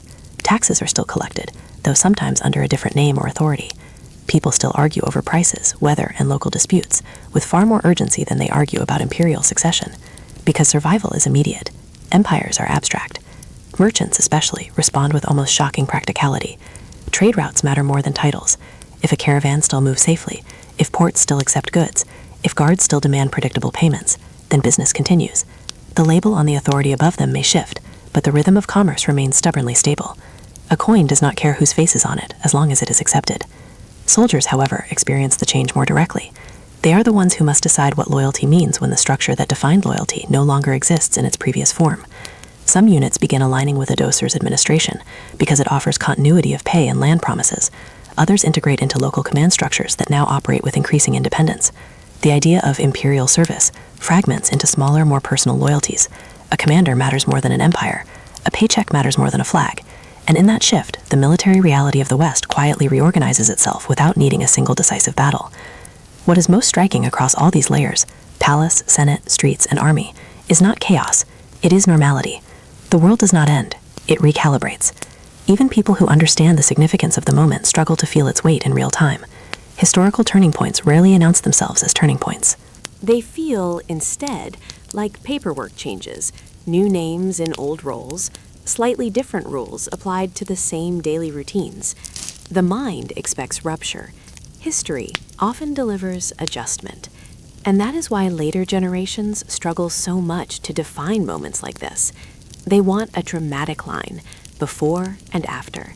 But those living through it experience something messier, overlapping realities, old habits continuing under new authorities, familiar life structures with unfamiliar labels attached. The empire has not vanished overnight. It has redistributed itself. And as the news continues to spread outward, across roads, ports, villages, and provinces, it keeps arriving not as shock, but as confirmation of something many already suspected, that the center had been weakening for a long time, that authority had already been fragmenting, that the idea of a single Western Roman power was more memory than mechanism. So when people finally hear the emperor is gone, they do not always react as if something unimaginable has happened. Often, they react as if something inevitable has finally been acknowledged. And in that sense, the fall of the Western Roman Empire is not experienced as a collapse. It is experienced as a recognition. A system that had been fading for generations is now simply described in the present tense. And life, unwilling to pause for historical significance, continues forward anyway, quietly, steadily, and without waiting for anyone to fully process what has just changed. Chapter 13. The News Spreads. The strange thing about the end of an empire is that it doesn't arrive everywhere at once. It happens in Ravenna first, quietly sealed by palace walls. But outside those walls, the world is still doing what it always does, moving, arguing, surviving, ignoring anything that doesn't immediately affect dinner, wages, or safety. So when the news begins to spread, it doesn't explode. It leaks, slowly, unevenly, like ink soaking into different kinds of cloth, fast in some places, barely visible in others. In the palace circles, the adjustment starts almost immediately. Officials who served the emperor now find themselves doing something very familiar, reorganizing their language before they even fully understand the situation. Titles are softened, forms are revised. Letters that once ended with references to imperial authority are quietly rewritten. There is no panic. That would be inefficient. Instead, there is adaptation. Because bureaucracy doesn't wait for philosophy. It only asks, who is in charge now, and where do we send the reports? The answer is already forming outside the old imperial structure. Power has effectively shifted to Odoacer, who now functions as the practical authority in Italy. His name begins to circulate in official correspondence, not as a rebel anymore, but as a fact. And facts, once accepted, become paperwork very quickly. In the Senate, the reaction is even more revealing. There is no dramatic outrage, no collective mourning for a fallen golden age. Instead, senators respond the way long-adapted political bodies often do when faced with irreversible change. They adjust their alignment. Some are uneasy, some are quietly relieved, most are calculating. Because the Senate in this late stage is no longer the Senate of old Republican glory. It is a survival institution. It exists by adapting to whoever holds real power. And now, with imperial authority gone in the West, adaptation is not optional. It is the only way to remain relevant. So speeches are rewritten, alliances are reinterpreted, and within a short time, the idea of serving the emperor begins to blur into serving the current governing structure. Not because belief changed overnight, but because incentives did. Outside the political core, in the streets of cities like Rome, Milan, and Ravenna, the reaction is far less structured. Most citizens don't receive official announcements stamped with seals of authority. They hear it the way people always hear major news in collapsing systems, through rumor. A merchant overhears it at a port. A soldier mentions it at an inn. A traveler repeats something they barely understood from someone who was there when it happened. The story changes slightly each time it is told. The emperor was killed. No, he abdicated. The empire is gone. No, it moved east. No, it's just not needed anymore. By the time the news reaches ordinary people, it is less a fact and more a mood. Something has changed, but the shape of it is unclear. And yet, life continues. Markets open in the morning. Bread is still sold. Taxes are still collected, though sometimes under a different name or authority. People still argue over prices, weather, and local disputes with far more urgency than they argue about imperial succession, because survival is immediate. Empires are abstract. Merchants, especially, respond with almost shocking practicality. Trade routes matter more than titles. If a caravan still moves safely, if ports still accept goods, if guards still demand predictable payments, then business continues. The label on the authority above them may shift, but the rhythm of commerce remains stubbornly stable. A coin does not care whose face is on it as long as it is accepted. Soldiers, however, experience the change more directly. They are the ones who must decide what loyalty means when the structure that defined loyalty no longer exists in its previous form. Some units begin aligning with Odoacer's administration because it offers continuity of pay and land promises. Others integrate into local command structures that now operate with increasing independence. The idea of imperial service fragments into smaller, more personal loyalties. A commander matters more than an empire. A paycheck matters more than a flag. And in that shift, the military reality of the West quietly reorganizes itself without needing a single decisive battle. What is most striking across all these layers, palace, senate, streets, and army, is not chaos, it is normality. The world does not end, it recalibrates. Even people who understand the significance of the moment struggle to feel its weight in real time. Historical turning points rarely announce themselves as turning points. They feel, instead, like paperwork changes, new names in old roles, slightly different rules applied to the same daily routines. The mind expects rupture. History often delivers adjustment. And that is why later generations struggle so much to define moments like this. They want a dramatic line, before and after. But those living through it experience something messier, overlapping realities, old habits continuing under new authorities, familiar life structures with unfamiliar labels attached. The empire has not vanished overnight. It has redistributed itself. And as the news continues to spread outward, across roads, ports, villages, and provinces, it keeps arriving not as shock, but as confirmation of something many already suspected, that the center had been weakening for a long time, that authority had already been fragmenting, that the idea of a single Western Roman power was more memory than mechanism. So when people finally hear, the emperor is gone, they do not always react as if something unimaginable has happened. Often, they react as if something inevitable has finally been acknowledged. And in that sense, the fall of the Western Roman Empire is not experienced as a collapse, it is experienced as a recognition. A system that had been fading for generations is now simply described in the present tense. And life, unwilling to pause for historical significance, continues forward anyway, quietly, steadily, and without waiting for anyone to fully process what has just changed. There is no moment when Italy suddenly feels new. No one wakes up and says, "Today we are no longer Roman." Instead, everything continues, just under different management. After the abdication of Romulus Augustulus, power in Italy settles into the hands of Odoacer. But even that word, rule, feels too sharp for what actually happens. Because what follows is not a replacement of Rome, it is Rome continuing without an emperor in the West. Odoacer does not arrive with a wrecking ball, he arrives with administration. He governs Italy as a king in practice, but he does not immediately erase Roman institutions. Instead, he works through them. Taxes are still collected, governors still govern, laws still reference older frameworks. The machinery of the state, what remains of it, keeps moving. Because dismantling a system is harder than inheriting it, and there is no benefit in breaking something that still functions. So the Roman world in Italy continues to look, at first glance, almost unchanged. Senators still exist in Rome. They still meet, still debate, still maintain the rhythms of elite political life. Their power is smaller now, more local, more symbolic, but not meaningless. Land ownership still matters, social status still matters, titles still matter. The forms survive, even as the meaning behind them shifts. Civil administrators continue their work in offices that would not look out of place in earlier decades. Contracts are still written, disputes are still resolved through legal frameworks that descend directly from Roman tradition. The language of governance remains Latin, the seals still look familiar. If you were an ordinary citizen, your daily life would not feel like you had crossed into a new civilization.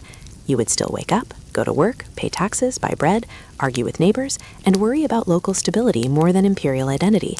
The empire, in its most practical sense, is still present, just no longer centralized in the way it once was.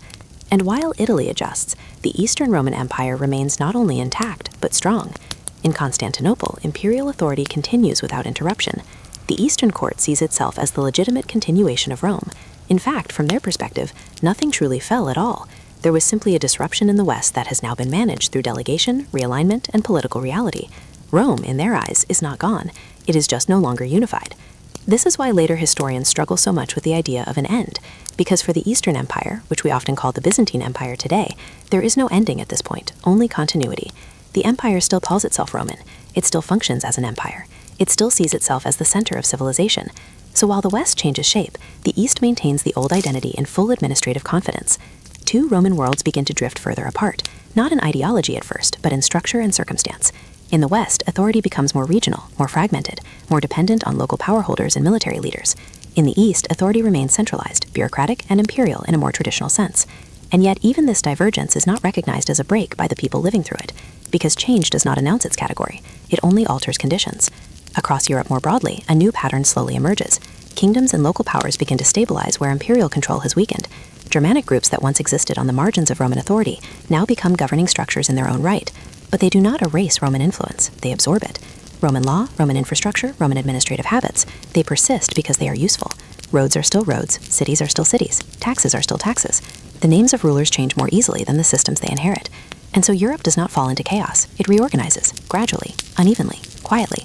This is why nobody at the time realizes they are entering what later generations will call the Middle Ages, because there is no visible line separating one era from another. No official declaration, the ancient world has ended. No collective agreement, we are now in a new historical age.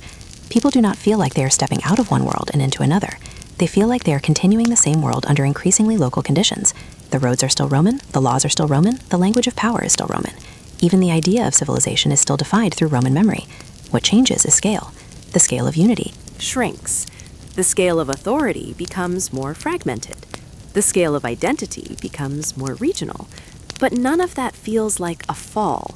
It feels like adjustment. Only later, when historians look back across centuries, do they draw a line and label everything after this moment differently. But inside the moment itself, there is only continuity with variation. People adapt because they must. Institutions survive because they are useful. Power shifts because it always shifts. And in that slow transformation, the world does not stop being Roman overnight. It becomes something like Rome after Rome, a civilization still built on Roman foundations, still using Roman tools, still speaking Roman administrative language, but no longer bound together by a single Western emperor. And so Europe enters a new era without realizing it has done so, not through collapse, not through announcement, but through gradual transformation so ordinary that it barely looks like history at all while it is happening. There's a problem with endings that don't look like endings. People don't treat them like endings. After the Western throne disappears and Italy adjusts under Odoacer, life doesn't pause to reflect on what just happened. There is no moment where Europe collectively stops and says, something fundamental has shifted. Because nothing forces that realization. No burning capital, no final war, no single event loud enough to silence everything else. Instead, the world keeps doing what it has always done, solving immediate problems. In cities across Italy, Gaul, and Hispania, people wake up to the same concerns they had before: taxes, harvests, security, trade routes, local disputes. The big structure above them, the Western imperial framework, has changed shape, but daily life still runs on local stability. And local stability is what people actually feel, not empires. In Rome itself, the city is no longer the center of a vast administrative machine, but it is still a city with senators, landowners, churches, markets, and civic rituals. It feels less like a collapsed capital and more like an old institution that has been quietly reassigned to a smaller role. The marble is still there, the roads still converge, the name still carries weight, but the scale is different now. What has happened across the former Western Empire is not deletion, it is compression. Power that once flowed through a single imperial structure now flows through many smaller ones. Local rulers, military leaders, and emerging kingdoms handle governance regionally. They borrow heavily from Roman systems because there is no better alternative available. Even those who replace imperial authority do not imagine themselves as breaking from Rome. They imagine themselves as continuing it in a practical form. And that is one of the most important illusions of this entire era. Nobody thinks they are building a new world. They think they are maintaining an old one under new conditions. Meanwhile, in Constantinople, the Eastern Roman Empire continues with full confidence in its identity as Rome. Administration remains intact, emperors continue to rule with elaborate bureaucracy and court structure, diplomacy still treats the East as the central authority of civilization. From the East's perspective, the Western situation is not an apocalypse, it is a regional restructuring, a problem solved, not a civilization ended. This difference in perception matters more than any battlefield, because it means there is no shared moment of fall. There is only divergence in interpretation. One half of the Roman world believes it has continued, the other half slowly adapts to living without a unified Western emperor, and over time, this divergence becomes normal. What is most surprising about this transition is how little changes for ordinary people. A farmer in Gaul does not measure his life in emperors, he measures it in harvests. A merchant does not track imperial legitimacy, he tracks whether roads are safe and whether coins are accepted. A soldier cares less about Rome as an idea and more about who provides pay and protection. So when authority changes shape, most people adjust without philosophical crisis. They simply follow whoever currently maintains order. This is why historical transformation often feels invisible in real time. It is not experienced as a break, it is experienced as adaptation. The institutions that survive do so because they remain useful. Roman law continues in modified forms, Latin remains the language of administration in many regions, cities continue to function as local hubs. Even Christianity, now deeply embedded in Roman structures, provides continuity across political fragmentation. The old world does not vanish, it decentralizes. And yet beneath this surface continuity, something irreversible is happening. The idea of a unified Western Roman Empire is gone, not replaced, not renamed. Gone in structure, even if preserved in memory. But memory is powerful and slow, so powerful that it delays recognition of change for generations. This is why no one living through the early post-imperial period realizes they are entering what later historians will call the Middle Ages, because nothing in their daily experience tells them that they have crossed into a new category of history. They are still using Roman roads, still living in Roman cities, still operating under Roman-derived laws, still identifying with Roman civilization in some form or another. The world feels continuous because so much of it is.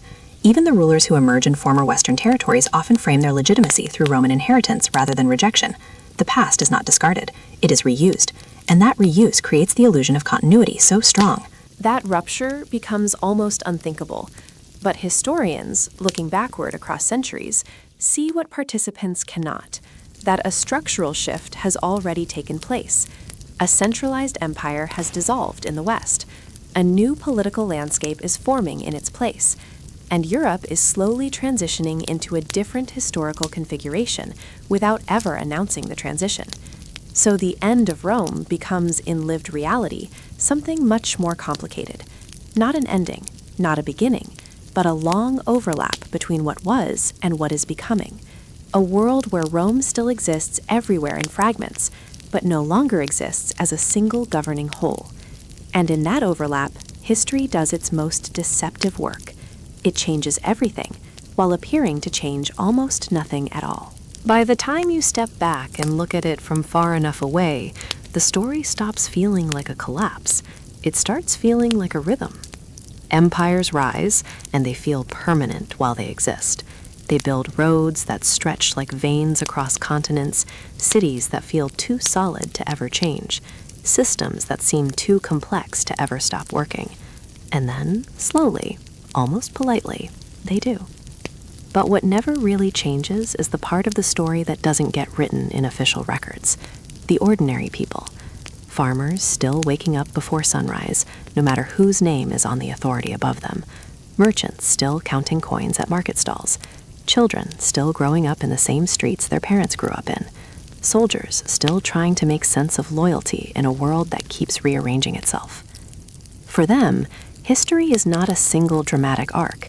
It is just life continuing under different skies. The Western Roman Empire ends in paperwork, in quiet decisions, in administrative transfers that barely sound like history at all while they are happening. But the world it leaves behind does not disappear.